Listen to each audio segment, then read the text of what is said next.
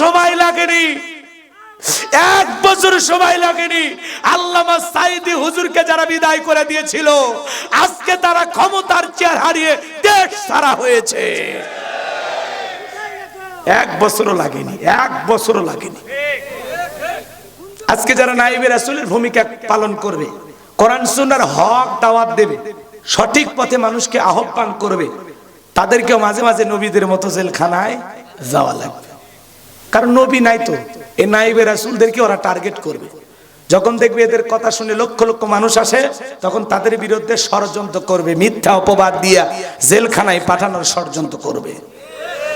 কোন শয়তানও বিশ্বাস করবে না যে আল্লামা সাঈদী হুজুর ধর্ষণ করতে পারে। তিনি নাকি 300 নারীকে ধর্ষণ করছে। এক নারীকে সাক্ষী হিসেবে আদালতে নিয়ে আসা হয়েছিল। তাকে বলা হয়েছে, এই হুজুর বলে, হ্যাঁ, তো তোমার জন্ম কত সালে? কয় 75 সালে। জন্ম 75 সালে, ধর্ষণ হয়েছে 71 সালে। স্বপ্নেও সম্ভব? রাগ করতেছেন আপনারা?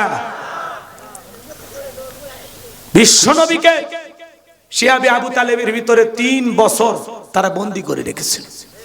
কথা বলে না কেন? পৃথিবীর শ্রেষ্ঠ মানুষটা গাছের লতা পাতা খেয়ে জীবন ধারণ করেছিলেন। সেই রাসূলের রেখে যাওয়া পথে যখন ওলামা ইকরাম ডাকে, শিহাবে আবু তালেবের রাসূল 3 বছর ছিলেন। আর আমাদের কোরআনের পাখি আল্লামা সাঈদী হুজুরকে ওরা 1 নয় 2 নয় 13 বছর বন্দী করে রাখলো। ভারতের ইশারায় পরিকল্পিতভাবে তাকে হত্যা করে বিদায় করা হয়েছে। কথা বলে ঠিক না? কি হাসিটা দিল, এখনো ভুলতে পারি না আমরা। কি হাসি! এই হাসি দেওয়া মানুষ এইভাবে চলে যেতে পারে, এটা মানা যায় না। নিজের মা বাবা মারা গেলেও মানুষ এতটা কাঁদে না আল্লামা সাঈদী হুজুরকে হারিয়ে যতটা কেঁদেছে। কথা বলে ঠিক না? আল্লামা সাঈদীর লাশ দেহটা যখন তারা ধুয়ে দিচ্ছিল, আরে কিভাবে গালি মুখে চুমা খায়। সেই আল্লামা সাঈদী হুজুরের জানাজা পর্যন্ত ওরা ঠিক মতো পড়তে দিত না, বাধা দিত। 1 বছর সময় লাগেনি, 1 বছর সময় লাগেনি। আল্লামা সাঈদী হুজুরকে যারা বিদায় করে দিয়েছিল, আজকে তারা ক্ষমতার চেয়ার হারিয়ে দেশ ছাড়া হয়েছে। 1 বছরও লাগেনি, 1 বছরও লাগেনি। এই জন্য বাজার জুলুম করতে নাই। কি সুন্দর কথা বলতেন, মানুষকে কিভাবে বুঝাইতেন, এইভাবে দরদ মাখা তাফসীর। উনি হলেন তাফসীরুল কোরআন মাহফিলের রূপকার। কথা বলেন ঠিক কি?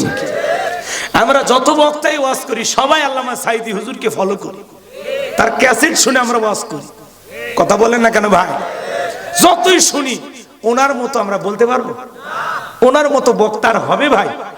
মিজানুর রহমান আজহারী ভাইয়ের জনপ্রিয়তা আছে, কিন্তু আল্লামা সাঈদীর মতো কেউ হবে না। সাঈদী একজন, 100 বছরে এমন মানুষ আর এই সোনার দেশে আসবে কিনা আমরা জানি না। আহারে, ওনাকে জামাতের আমির ডক্টর শফিকুর রহমান বলেছেন যে আল্লামা সাঈদী হুজুরের সাথে যখন দেখা হইতো, উনি আমাকে 2টা কথা বলতেন যে ভাই, আমার 2টা স্বপ্ন। আল্লাহ যদি আমাকে জেলখানা থেকে বের করে দেয়, আমি জেলখানা থেকে বের হতে চাই 2টা স্বপ্ন নিয়ে। 1 নম্বর, আল্লাহ যদি আরেকবার উন্মুক্ত ময়দানে কোরআনের একটি আয়াতের তাফসীর করে যদি আমি আমার দেশবাসীকে শোনাইতে পারতাম, এটা আমার 1 নাম্বার আশা। আল্লাহু আকবার বলে আমি আর একটা বার উন্মুক্ত পরিবেশে দেশের মানুষকে কোরআনের একটা আয়াতের আলোচনা শুনাইতে চাই। এরপরে আমার মৃত্যু হলে আফসোস নাই।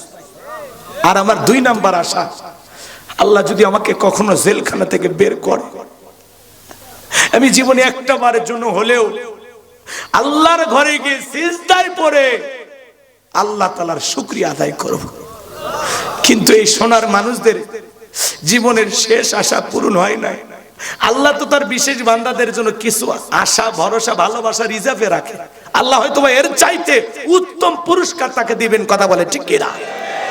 আল্লাহ আল্লাহ কোরআনের ফাঁকে আল্লামা সাঈদী হুজুরের কবর আল্লাহ জান্নাতের বাগান বানায়া দেন। আল্লাহ তাকে জান্নাতের উচ্চ মাকাম দান করেন। জোরে বলুন আমিন। মুফতি আমির হামজাকে যারা ষড়যন্ত্র করে জেলখানায় বন্দী করেছিল, আজকে মুফতি আমির হামজার সম্মান কমেছে না বেড়েছে? লক্ষ লক্ষ মানুষ তার মাহফিলে যায়, মানুষ কথা বলে ঠিক না? আল্লামা মামুনুল হক শাইখুল হাদিস ইবনে শাইখুল হাদিস, তার মাহফিলে লোকজন কমেছে না বেড়েছে? এজন্য আলেমদেরকে জেলে ভরে দেশ থেকে বিতাড়িত করে কখনো এই দেশের মানুষের মন থেকে মুছে ফেলতে পারবেন না, কারণ এই দেশের মানুষ আলেমদেরকে কলিজা দিয়ে মহব্বত করে। ডক্টর মিজানুর রহমান আজারি ভাই 4.5 বছরের বেশি সময় দেশের বাইরে ছিলেন, এরপরে দেশে এসে এই যে কোরআনের মাহফিলে কথা বলতেছেন, জনপ্রিয়তা কমেছে না বেড়েছে? আগে মানুষ হইতো 2 লাখ 3 লাখ, এখন তার মাহফিলে লোক হয় 20 লাখ 25 লাখ। আল্লাহু আকবার বলেন, লিল্লাহি তাকবীর। হেরে যাবে ওদের হিংসা, জিতে যাবে আমাদের ভালোবাসা। মন্তব্য করে গন্তব্য ঠেকানো যায় না, ষড়যন্ত্র করে এদেশের মানুষের মন থেকে আলেমদেরকে আপনারা মুছে ফেলতে পারবেন না। যারা আলেমদেরকে মুছে ফেলতে আসবে ওরা ইতিহাসের পাতা থেকে মুছে যাবে। কথা বলেন, লিল্লাহি তাকবীর। আমার ভাইয়েরা, লম্বা আমি করব না বাজান, সামনের দিকে যায়। আমি গুনাহগার যে কথা বলতে চাচ্ছিলাম, মহামান্বিত সেই সত্তা যার হাতে সর্বময় কর্তৃত্ব, রাজত্ব পাওয়ার ক্ষমতা, তিনি হলেন সব বিষয়ের উপরে ক্ষমতাবান। বলেন আল্লাহু আকবার। এরপরে আল্লাহ 2 নম্বর আয়াতে বলেন, আল্লাযী খালাকাল মাউতা ওয়াল হায়াতা লিয়াবলুয়াকুম আইয়ুকুম আহসানু আমালা ওয়া হুয়াল আজিজুল গফুর। এটা জোরে বলেন আল্লাহু আকবার। আপনারা কি ওয়াজ শুনবেন? আর কিছুক্ষণ চলবে? এই আয়াতটা বুঝাইতে গিয়ে যদি 15-20 মিনিট সময় লাগে, 1 ঘন্টা লাগলেও দিবেন। সত্যি শুনবেন? কোরআনের প্রতি মহব্বত, দরদ, ভালোবাসা আছে তো? বহুত কিছু দেখছি জীবনে, কিন্তু একটাবার আমরা কোরআন দেখতে চাই। কথা বলেন ঠিক কিনা?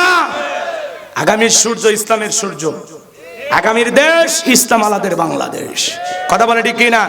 এই জমিন আল্লাহর দ্বীনকে প্রতিষ্ঠিত করার জন্য যদি কখনো ডাক আসে, প্রয়োজনে বিবির কাছ থেকে বিদায় নিয়ে মাথায় কাফনের কাপড় বেঁধে আল্লাহর জমিনে আল্লাহর দ্বীনকে প্রতিষ্ঠিত করার জন্য কারা কারা বুকের তাজা রক্ত দিতে রাজি, 2 হাত তুলে দেখান। লিল্লাহি তাকবীর। একটু জোরে বলেন না আল্লাহু আকবার। অনেকের ঘুম ছাড়েইনি এখনো। আল্লাহ তাআলা বলেন, আল্লাযী খালাকাল মাউতা ওয়াল হায়াতা, যিনি সৃষ্টি করেছেন মৃত্যু আর জীবন। এই পৃথিবীর যত মানুষ ক্ষমতাধর হোক, যত বড় নেতা হোক, মৃতকে জীবিত করার ক্ষমতা কারো আছে? ওরা পুলিশ দিয়া গুলি মারে আবু সাইদকে হত্যা করতে পারে, কিন্তু একটা আবু সাইদকে ফেরত দেওয়ার ক্ষমতা নেতার নাই। কথা কন। ওরা মায়ের বুক খালি করতে পারে, কিন্তু এই মায়ের বুকে সন্তান ফিরে দেওয়ার ক্ষমতা কোন নেতার নাই। ওদের ক্ষমতা আসমানের দিকে গুলি বর্ষণ করতে পারে, 1 ফোঁটা বৃষ্টি আনার ক্ষমতা নাই।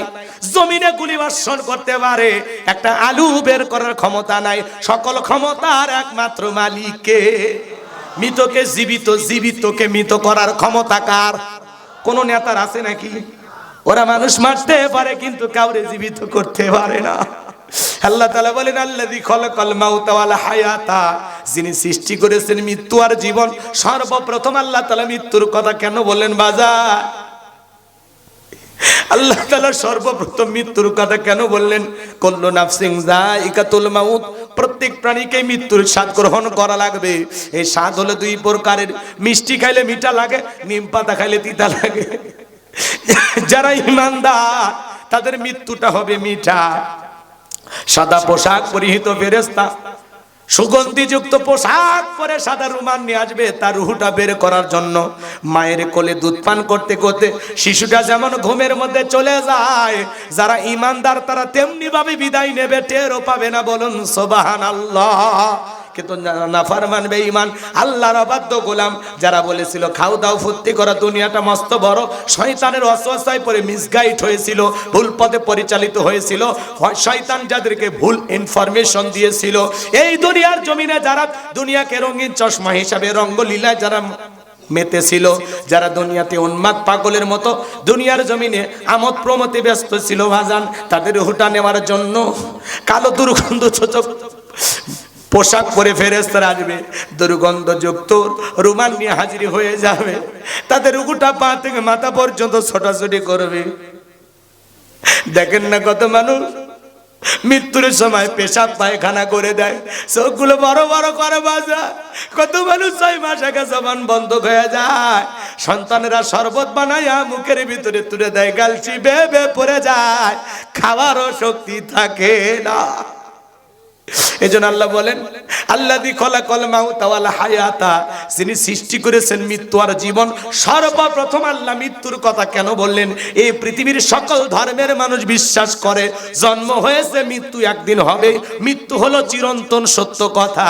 বেঁচে আছি এটাই অস্বাভাবিক, মৃত্যু হবে এটাই স্বাভাবিক। মৃত্যু থেকে পালানোর কোনো রাস্তা খোলা নাই।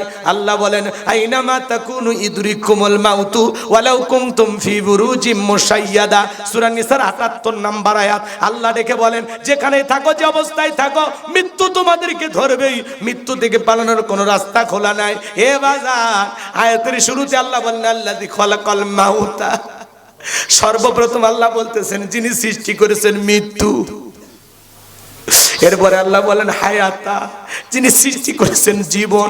লিয়াবলুয়াকুম আইয়ুকুম আহসানু আমালা, আমি আল্লাহ পরীক্ষা করে দেখব আমলের দিক দিয়ে কার আমল কত বেশি উত্তম, কার আমল কত বেশি সুন্দর। এই দুনিয়া হলো আমল করার জায়গা, দুনিয়া হলো পরীক্ষা দেওয়ার জায়গা, ফলাফল পাওয়ার জায়গার নাম হলো আখিরাত। এই দুনিয়াতে আল্লাহ পাঠাইছে আমাদেরকে পরীক্ষা করার জন্য। আল্লাহ বলতেছেন লিয়াবলুয়াকুম আইয়ুকুম আহসানু আমালা, আমি আল্লাহ পরীক্ষা করে দেখব আমলের দিক দিয়ে কার আমল কত বেশি উত্তম, কার আমল কত বেশি সুন্দর। সুবহানাল্লাহ বলেন। আয়াতের শুরুতে আল্লাহ কি বলেছেন? আল্লাযী খলাকাল মাউতা ওয়াল হায়াতা, যিনি সৃষ্টি করেছেন মৃত্যু আর জীবন। মৃত্যুর কথা আল্লাহ কেন বলেন জানেন? এই দুনিয়াতে আসার একটা সিরিয়াল আছে, যাওয়ার কিন্তু কোনো সিরিয়াল নাই। দাদা আসছে, দাদার পরে বাবা আসছে, বাবার পরে আমি আসলাম। যাওয়ার বেলায় নাতি চলে যায় দাদার আগে, বাবা আর আগে সন্তান চলে যায়। বাবার কাঁধে সন্তানের লাশ, এটা পৃথিবীর সবচেয়ে ভারী বোঝা।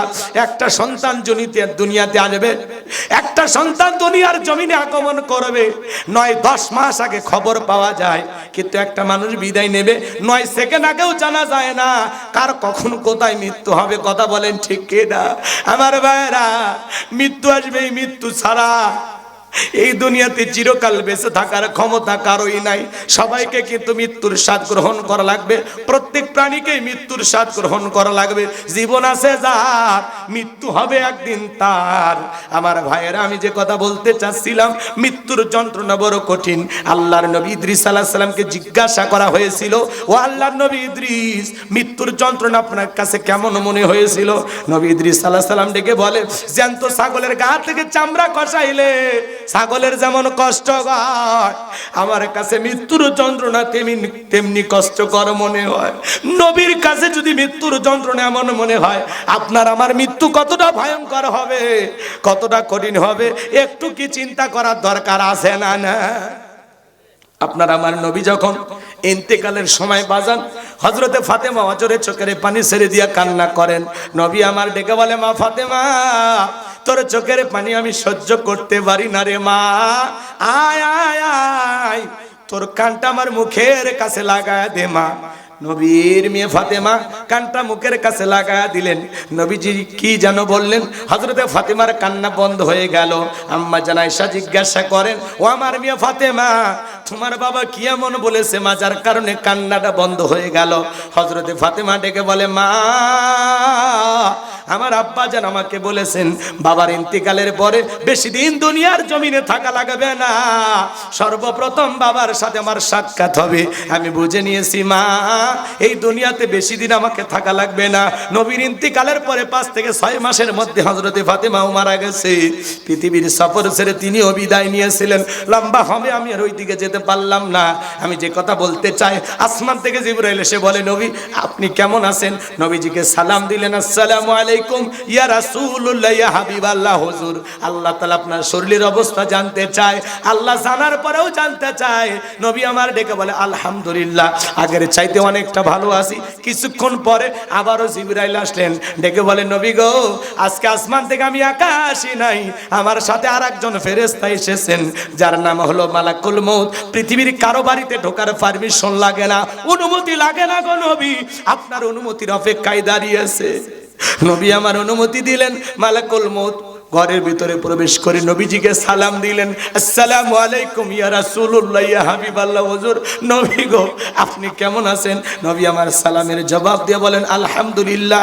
মালাকুল মউত ডেকে বলে, নবী আপনি যদি অনুমতি দেন তাহলে আপনার রূহটা আমি বের করব, আর আপনি যদি অনুমতি না দেন গো নবী, আপনার জানটা কবজ করা যাবে না। আমার আল্লাহ বলেছেন যতদিন মনে চায় আমার বন্ধু ততদিন দুনিয়া থাকবে। খবরদার রে মালাকুল মউত, আমার বন্ধু যদি না বলে দেয় আর দেরি করবি না। সুবহানাল্লাহ। নবী আমার ডেকে বলে, মালাকুল মউত তারপরে কি আর কোনদিন আসবা না? এদিকে জিবরাইল বলে, নবী আল্লাহ তাআলা আপনার দিদারে ইন্তজাম করতেছেন। নবী আমার ডেকে বলে, মালাকুল মউত আর কি কোনদিন আসবা না? মালাকুল মউত ডেকে বলে, নবী আল্লাহ তাআলা আবারও যেদিন ওয়াদা দিবেন আমি সেই দিন আসবো। যেহেতু আপনার জীবন আছে, মৃত্যুর স্বাদ আপনাকেও একদিন গ্রহণ করতেই হবে। নবী আমার ডেকে বলে, মালাকুল মউত আর দ্বিতীয়বার আসা লাগবে না, তুমি তোমার দায়িত্ব পালন করতে পারো। নবী আমার যখন অনুমতি দিলেন, মালাকুল মউত বিশ্ব নবীর রূহটা বের করার জন্য যখন বুকের উপরে হাত রেখে দিয়েছেন, নবী আমার চোখের পানি ছেড়ে দিয়ে কাঁদে আর ডেকে বলে, মালাকুল মউত আজরাইল রে, আমি নবী সহ্য করতে পারি না, তাড়াতাড়ি আমার বুকের ওপর থেকে হাতটা নামায়া নে। দুই চোখ বেয়ে বেয়ে পানিগুলো পড়ে যায়। নবী আমার কান্না করে আর ডেকে বলে, মালাকুল মউত এই যদি হয় মৃত্যুর যন্ত্রণা, আমার উম্মতেরা তো সহ্য করতে পারবে না। কেমন দয়ার নবী পাইছি, মৃত্যুর আগে উম্মতের কথা বলে না। সুবহানাল্লাহ। নবী আমার ডেকে বলে, এ মালাকুল মউত কথা দে আমার উম্মতকে কষ্ট দিবি না। মালাকুল মউত ডেকে বলে, নবী আল্লাহ তাআলা আমাকে বারবার বলেছেন, মালাকুল মউত জীবনে কোনোদিন তোরে কোনো কিছু বলি নাই, আজকে এমন একটা মানুষের কাছে যাবি রে মালাকুল মউত, যেই মানুষটাকে আমি আল্লাহ বড় বেশি ভালোবাসি। আমার বন্ধুর যেন কষ্ট না হয়। বিশ্বাস করেন গো নবী, এই পৃথিবীর সবচাইতে কম কষ্ট দিয়া আপনার রূহটা আমি বের করার চেষ্টা করতেছি। আমার নবী বলে, মালাকুল মউত এই যদি হয় পৃথিবীর সবচাইতে কম কষ্ট, আমার উম্মতেরা তো সহ্য করতে পারবে না। কথা দে রে মালাকুল মউত, আমার উম্মতকে কষ্ট দিবি না। মালাকুল মউত ডেকে বলে, নবী যারা আল্লাহর বিধান মোতাবেক আপনার রেখে যাওয়া আদর্শ মোতাবেক চলবে, যারা এই দুনিয়ার জমিনে নেককার বান্দা হবে, নেক আমল করবে, কথা দিলাম গো নবী তাদের রূহটা বের করার সময় আমি ইহসান করব, দয়া করব, আপনার উম্মতকে আমি কম কষ্ট দেব। বলুন সুবহানাল্লাহ। এইবার যখন দ্বিতীয়বার হাত বুকের উপর রেখে দিয়েছেন নবীর রূহটা বের করার জন্য, আমার নবী আবারও কাঁদেন, দু চোখ বেয়ে বেয়ে পানিগুলো পড়ে যায় মুক্তর দানার মতো। নবী আমার কাঁদে আর বলে, আজরাইল তাড়াতাড়ি বুকের ওপর থেকে হাতটা নামায় আনে, আমি নবী আর সহ্য করতে পারি না রে আজরাইল। আমার কাছে মনে হয় উহুদ পাহাড়টা আমি নবীর বুকের উপরে চেপে ধরা হয়েছে।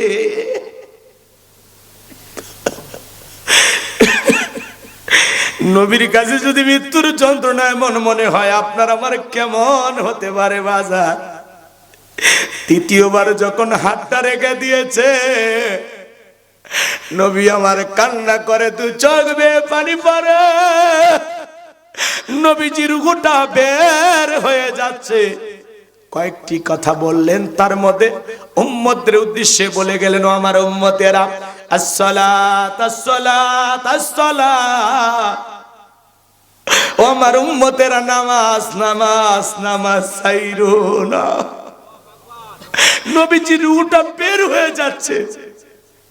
নবী আমার উম্মতদেরকে শেষ কথা বলে গেলেন, আসসালাত আসসালাত, ও আমার উম্মতেরা নামাজ নামাজ নামাজ। নবী জীবনের যে শেষ কথাটা বলে গেল, ও আমার ইমানদার মুসলমান ভাইয়েরা, নবীর জীবনের শেষ কথাটাকে আমল করা যাবে না। আল্লাহর কোন কোন বান্দা আছেন আজ থেকে আর কোনদিন নামাজ ছাড়বেন না? দুই হাত তুলে দেখা। আল্লাহ আমাদের সবাইকে পাঁচ ওয়াক্ত নামাজি বানায় দাও। একটু জোরে বলেন না আমিন, আরো একবার বলেন আমিন। পড়বেন তো ইনশাআল্লাহ। আমার ভাইয়েরা, বাজার, এই দুনিয়াতে আমরা কেউ থাকবো না। প্রত্যেকটা মানুষ মারা যাচ্ছে, আর আপনাকে আমাকে বার্তা দিয়ে যাচ্ছে একদিন তোমারও এই দিন আসবে। দুনিয়া থাকার জায়গা না, আসবে মরণ কার কখন আমরা কেউ জানি না। তোমার জানাজার নামাজের আগে নামাজ পড়ো ভাই, জানাজা পড়ার আগে আমরা যেন নামাজি হই। কথা বলেন না কেন?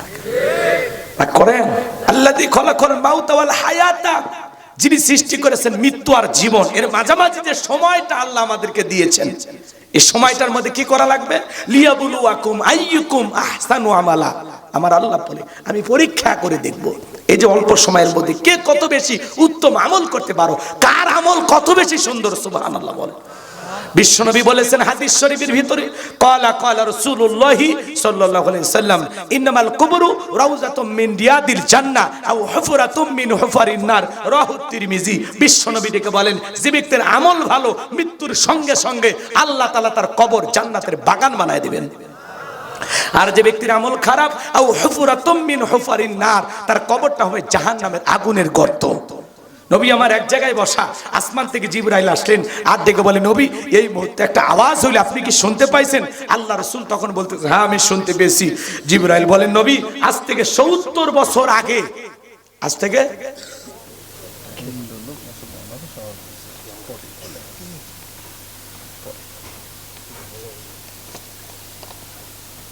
কষ্ট হচ্ছে আপনাদের? আমার ভাইয়েরা, বিশ্ব নবীকে জিবরাইল বলেন, নবী গো আজ থেকে ৭০ বছর আগে আল্লাহ তাআলা জাহান্নামের গর্তের মুখে একটা পাথর ছেড়ে দিয়েছে।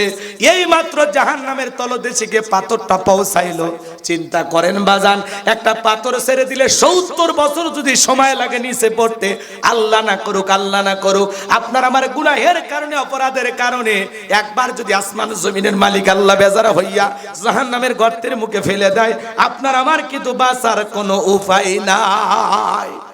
জাহান্নামের আগুন দুনিয়ার আগুনের চাইতে ৭০ গুণ পাওয়ার বেশি, অন্ধকার রাত্রির মতো কালো। এই জাহান্নামের আগুন যার দেহে লাগবে মনে হবে কলিজাটা পুড়ে ছাই হয়ে যাচ্ছে। এক সেকেন্ড জাহান্নামের আগুন সহ্য করার ক্ষমতা নাই। ইন্নাহা সাআত মুস্তাকাররা ওয়া মুকামা, নিশ্চয়ই আবাসস্থল হিসাবে, বসতির জায়গা হিসাবে ওই জাহান্নাম কতটা নিকৃষ্টতম একটা স্থান। জাহান্নাম সুখের জায়গা না, এটা হলো যন্ত্রণার কারখানা। শুধু আযাব আর আযাব, শাস্তি আর শাস্তি। সেই জাহান্নাম থেকে বাঁচার জন্য আমাদের আমল করার দরকার আছে না নাই বাজান? আমল করার দরকার আছে না নাই? হে যুবক শোনো, তুমি যদি 7 দিনের জন্য কক্সবাজার যাও, তোমার একটা ব্যাগ থাকে, ওই ব্যাগের ভিতরে কি থাকে? কাপড়, টাকা পয়সা, মোবাইল, চার্জার, প্রেমিকের ডায়েরি, সব। কথা কয় না? তোমার 7 দিনের সফর, ব্যাগ একটা লাগে, ব্যাগ ছাড়া সফরে যাওয়া যায়? 7 দিনের সফরের জন্য যদি একটা ব্যাগ লাগে, হে যুবক তুমি আমি তো পরকাল নামের সফরে যাব, যেই জীবনের শুরু আছে শেষ নাই। হে যুবক দেখো তো একটা আমলের ব্যাগ তোমার রেডি আছে কিনা, যেই ব্যাগের ভিতরে আমল আছে, যে আমল দিয়ে পরকালের বিশাল লম্বা পথ তুমি পাড়ি দিবা। দেখো তো এই ব্যাগের ভিতরে নামাজ আছে কিনা, রোজা আছে কিনা, হজ আছে কিনা, যাকাত আছে কিনা, দান খয়রাত আছে কিনা, পিতামাতার খেদমত করেছে কিনা, বিবির হক আদায় করেছো কিনা, প্রতিবেশীর সাথে ভালো আচরণ করেছো কিনা, সমাজের মানুষের সাথে ভালো ব্যবহার করেছো কিনা। দেখো তো আমলের ব্যাগের ভিতরে একটু দেখো। আল্লাহর কাছে হিসাব দেওয়ার আগে 2টা মিনিট বালিশে মাথা রেখে চিন্তা করেন তো, আল্লাহর কাছে হিসাব দেওয়ার আগে নিজের জীবনের হিসাব নিজে একটু করে যান। কথা বলেন না? এমন কোন আমল করেছি যে আমলের বিশ্বাসে আপনি পরকালের এই লম্বা পথ পাড়ি দিতে পারবেন? এমন কোন আমল আমাদের জীবনে আছে? বলেন বাজান, আছে? কি করতেছি আমরা দুনিয়া? এইজন্য আল্লাহ বলেন, বাল তুসিরুনাল হায়াতাদ দুনিয়া ওয়াল আখিরাতু খায়রু ওয়া আবকা। তোমরা দুনিয়ার জীবনকে প্রাধান্য দিচ্ছ, অথচ আখিরাতের জিন্দেগি হলো চিরস্থায়ী, যেই জীবনের শুরু আছে শেষ নাই। কথা বলেন না? কি মনে করতেছেন দুনিয়াতে চিরকাল থাকবেন? না, এই স্বার্থের দুনিয়ায় কেউ আপনাকে চিরকাল থাকতে দেবে না। দাদা ছিল নাই, বাবা ছিল নাই, একদিন আমিও থাকবো না, আপনিও থাকবে না, আপনার স্ত্রীর গর্ভে 6 মাসের শিশু সেও একদিন থাকবে না। সবাইকে যেতে হবে। দুনিয়া থাকার জায়গা না। এই দুনিয়া কাউরে জায়গা দেয় নাই, আপনাকে আমাকে জায়গা দেবে না। কথা বলেন ঠিক কিনা? এই যে দুনিয়া, তারপরে এত লোভ লালসার প্রতিযোগিতা, এই জন্য আল্লাহ তাআলা বলেন আলহাকুমুত তাকাসুর হাত্তা যুরতুমুল মাকাবির। এই প্রাচুর্যের প্রতিযোগিতা, সম্পদের লোভ লালসা, গাড়ি চাই, বাড়ি চাই, নারী চাই, সম্পদ চাই, ক্ষমতা চাই, পাওয়ার চাই, রাজত্ব চাই। কথা বলেন না? লোভ, লোভ। দুনিয়াটা মায়াজাল, লোভ লালসা দিয়ে ঘিরে রেখেছে আমাদেরকে। আমরা আল্লাহকে ভুলে গেছি, আল্লাহকে ভুলে গেছি। কথা বলেন না কেন? রাগ করেন? হ্যাঁ, কারো 1 বিঘা জমি আছে, কয় 2 বিঘা হলে ভালো হয়, 2 বিঘা হলে কয় 4 বিঘা হলে ভালো হয়। সাইকেল আছে, কয় মোটরসাইকেল হলে ভালো হয়, মোটরসাইকেল আছে, কয় 4 চাকার গাড়ি হলে ভালো হয়। মেম্বার চাই চেয়ারম্যান হতে, চেয়ারম্যান চাই এমপি হতে, এমপি চাই মন্ত্রী হতে, মন্ত্রী চাই প্রধানমন্ত্রী হতে। এই যে চাহিদা, এক দেশের প্রধানমন্ত্রী আর একটা দেশের প্রধানমন্ত্রী হইতে পারলে ভালো হইতো। এই যে বনি আদমের যে লোভ লালসা, গাড়ি বাড়ি সম্পদের লোভ লালসা থামবে কখন? হাত্তা যুরতুমুল মাকাবির। যেদিন আপনি আমি কবরে যাব, এই কবরের মাটি যেদিন আপনার আমার মুখের ভিতরে প্রবেশ করবে, সেদিনই আপনার আমার লোভ লালসা মিটে যাবে। কবরে না ঢোকা পর্যন্ত আমাদের লোভ লালসা স্বাদ মিটবে না। রাগ করেন? করেন, সমস্যা নাই। বাজার, আপনার কবরে আপনি যাবেন, আমার কবরে আমি যাব। আসুন না একটু নেক আমল করে কবরে যাই, আল্লাহর গোলামি করে কবরে যাই, একটু পরিবর্তন হয়ে কবরে যাই। আল্লাহ যেন আমাদের সবাইকে আজকের মাহফিল থেকে পরিপূর্ণ ইমানদার মুসলমান হওয়ার তৌফিক দান করেন। দিন কায়েমের কাফেলায় আল্লাহ যেন আমাদেরকে কবুল করেন। জোরে বলেন আমিন। কোরআন সুন্নাহর সঠিক বুঝ, হেদায়েতের নূর দিয়া আল্লাহ যেন অন্তরগুলো আলোকিত করে দেন। চিল্লায় বলেন আমিন। আজ থেকে নেক আমল করবেন তো ইনশাআল্লাহ? নামাজ পড়বেন তো ইনশাআল্লাহ? বিবিকে পর্দায় রাখবেন তো ইনশাআল্লাহ? কারা কারা হাত তুলে দেখান। আল্লাহ আমাদের সবাইকে নেক আমল করার তৌফিক দান করুন, নামাজি বানায় দেন, বিবিকে পর্দায় রাখার তৌফিক দান করেন। জোরে বলেন আমিন। আসুন আমরা নেক আমলের প্রতিযোগিতা করি, কারণ নেক আমল ছাড়া পরকালে আমরা বাঁচতে পারবো না।